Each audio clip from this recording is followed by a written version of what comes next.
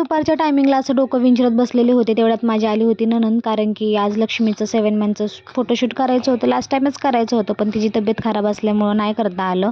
आणि आता फायनली आज आम्ही करायला घेतलं होतं. तर तिला ब्ल्यू कलरची फ्रॉक वेअर केलेली होती आणि नंतर मग लगेचच दीदींनी तांदूळ काढायला घेतले, कारण की काहीतरी डेकोरेशन करायचं होतं. नंतर मग तिला ब्ल्यू कलरची फ्रॉक टोचत असल्यामुळे ती काढून टाकली आणि पिंक कलरची फ्रॉक वेअर केली. तर लक्ष्मीला फ्रॉक बिलकुल आवडत नाही आणि मी तिला कधी घालत नाही, कारण की तिला सगळ्या फ्रॉक टोचतात. नंतर शांत बसली तर तिचा मेकअप पण बाकी होता, म्हणलं थोड्या वेळाने करून घ्यावा. मग ही दीदी आली होती, मग लक्ष्मीला तिने घेतलं, कारण की आमच्या दोघींना करायचं होतं डेकोरेशन. त्याच्यामध्ये पण लक्ष्मीची बाग कशी मध्ये मध्ये करते.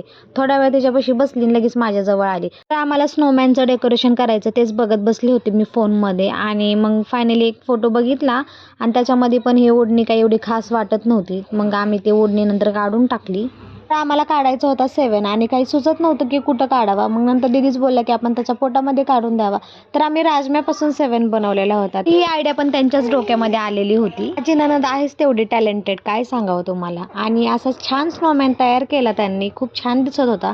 नंतर मग लक्ष्मीची पण तयारी करून घेतली. तयारी झाल्यानंतर मग लक्ष्मीला तिथं बसवलं आणि तिचे छान छान फोटोज आणि व्हिडिओज घेतले. आतून ड्रेस वगैरे तिचा चेंज केला आणि मग त्यांच्यापाशी खेळत बसली. संध्याकाळचा स्वयंपाक करायचा होता. मग पालक आणलेली होती, तीच निसत बसली. म्हणलं चला आज दालच्या बनवून घेऊया. तर व्हेज दालच्या बनवायचा होता आज. आलोकला लागली होती भूक, मग त्याला दूध आणि बिस्किट दिलं खायला आणि इकडे तयारी करून घेतली दालच्याची. माझ्या नंदीला स्वयंपाक खूप छान बनवता येतो, मग त्यांना सांगितलं की तुम्हीच फोडणी देऊन द्या. मग त्यांनी छान अशी फोडणी वगैरे दिली. मस्त असा दालच्या बनला होता. तर आजच्या पुरतं एवढंच. भेटूया नेक्स्ट व्लॉगमध्ये. बाय.